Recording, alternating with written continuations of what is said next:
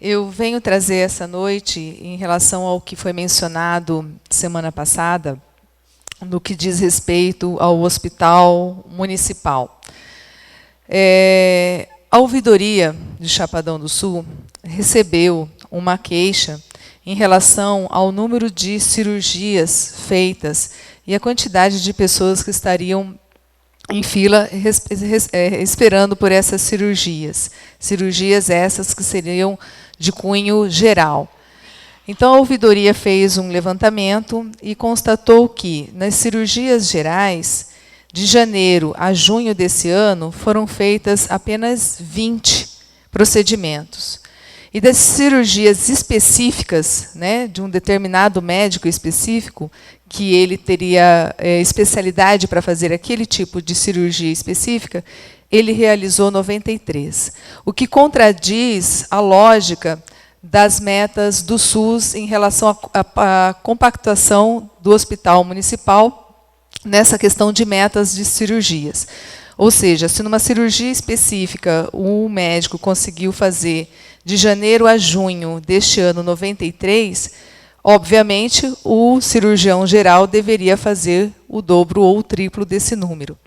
Então, ele encaminhou esse relatório à secretária de Saúde.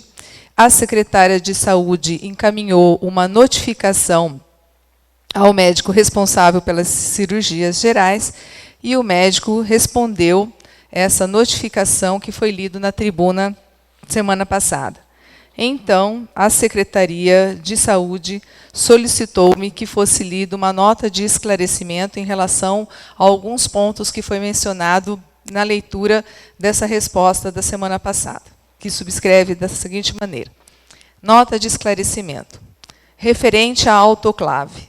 As informações prestadas pelo médico em questão são inverídicas e infundadas. Os problemas ocorridos com o equipamento não prejudicam a realização das cirurgias urgentes e emergenciais, que continuaram a ser realizadas. Para tanto, os equipamentos cirúrgicos estavam sendo esterilizados em outro município.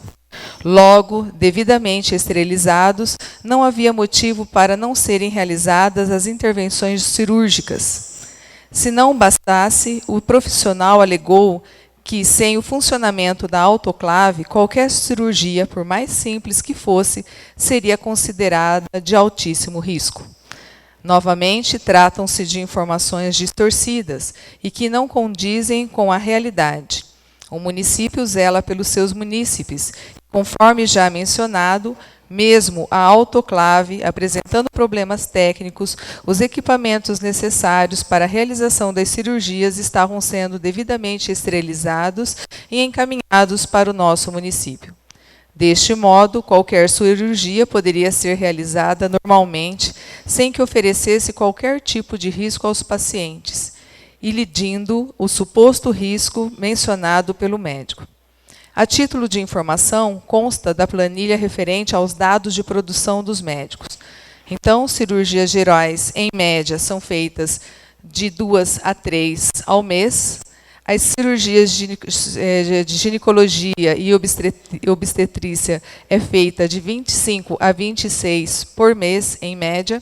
De ortopedia é feita, em média, de 13 a 14 cirurgias mês. O comparativo foi levantado em consideração apenas um profissional de cada especialidade. Façamos agora um comparativo levando em consideração o termo de contratualização firmado entre o Estado e o município, o qual prevê as metas físicas, internações hospitalares e média de complexidade. O seguinte: clínica média, a média mensal, a meta, é de 45 cirurgias por mês. Na clínica cirúrgica, a meta, compactuada com o SUS, é de 35 cirurgias por mês. Na clínica ginecostérica, 30 cirurgias por mês. Clínica pediatra, 10. No total, 120 cirurgias por mês deveriam se acontecer na compactuação do SUS com o hospital municipal. Há de ressaltar que está previsto no contrato, no termo de credenciamento número 003/2014, que os médicos deverão atender às metas estabelecidas no plano operativo do termo de contratualização vigente, cláusula 3ª, da execução dos serviços de atendimento médico em hospital, no inciso 2º, a linha F. Inegável que as produções cirúrgicas estão abaixo das metas pactuadas. Convém esclarecer que, além da baixa produtividade, há grande incidência de encaminhamentos de pacientes para a realização de consultas e ou cirurgias para Campo Grande. De janeiro a junho de 2013, foram encaminhadas 1.850 pacientes e, no mesmo período, em 2015, foram encaminhados 3.918 pacientes, referente a tratamentos eletivos através da Central de Regulação. Concluindo, mesmo referente ao período em que a autoclave estava apresentando problemas técnicos, as cirurgias continuaram a ocorrer sem que houvesse qualquer tipo de prejudicialidade ou risco aos pacientes. Oferecimento gratuito à autoclave, outro ponto citado pelo médico no relatório lido semana passada. Em continuando, o médico alega que ofereceu gratuitamente em reunião perante o corpo clínico hospitalar uma autoclave, sendo a oferta ignorada. Mais uma vez, as supostas afirmações alegadas pelo médico não devem prosperar. A título de elucidação, a Secretaria Municipal de Saúde, juntamente com a diretora do Hospital Municipal e mais 2 técnicos da empresa responsável pela manutenção dos equipamentos hospitalares, estiveram no local para averiguar as condições do equipamento. Em conversa via telefone com a secretária de Saúde, o proprietário do imóvel do antigo hospital disse que alugaria o equipamento ao município, diferentemente do que alegou o médico quando mencionou que o equipamento seria cedido gratuitamente. De acordo com a análise técnica em loco, constatou-se que o equipamento pertencente ao proprietário do antigo hospital necessitaria de troca, substituição de peças, tendo em vista o tempo em que o equipamento permaneceu em desuso. Alugar o equipamento não resolveria o problema de imediato, pois, além de necessitar de inúmeros reparos, envolveria investimentos significativos do ente público. Logo, a não aceitação em alugar o equipamento se deu em virtude de não resolver a questão de imediato, necessidade de inúmeros reparos e investimentos significativos por parte do ente público. Foco do centro cirúrgico. A lâmpada. Alega o médico que a lâmpada do foco do centro cirúrgico estava queimada, sendo necessária sua substituição, a qual foi realizada pelo próprio médico, o qual realizou por livre e espontânea vontade, adquirindo uma nova lâmpada no valor de R$10. Importante esclarecer que, quando o médico diz sobre a aquisição da lâmpada para a reposição do foco cirúrgico, é importante mencionar que o mesmo não é instrumento de utilização do centro cirúrgico propriamente dito, e sim para a realização das pequenas cirurgias fora deste ambiente. Deste modo, o fato de a lâmpada estar queimada não interferiu e de maneira alguma na produção cirúrgica, não podendo servir de justificativa para a não realização de cirurgias. Anestesia para os procedimentos cirúrgicos. Infundada, inverídica e não condizente com a verdade, a informação do médico referente ao anestesista contratado pelo município.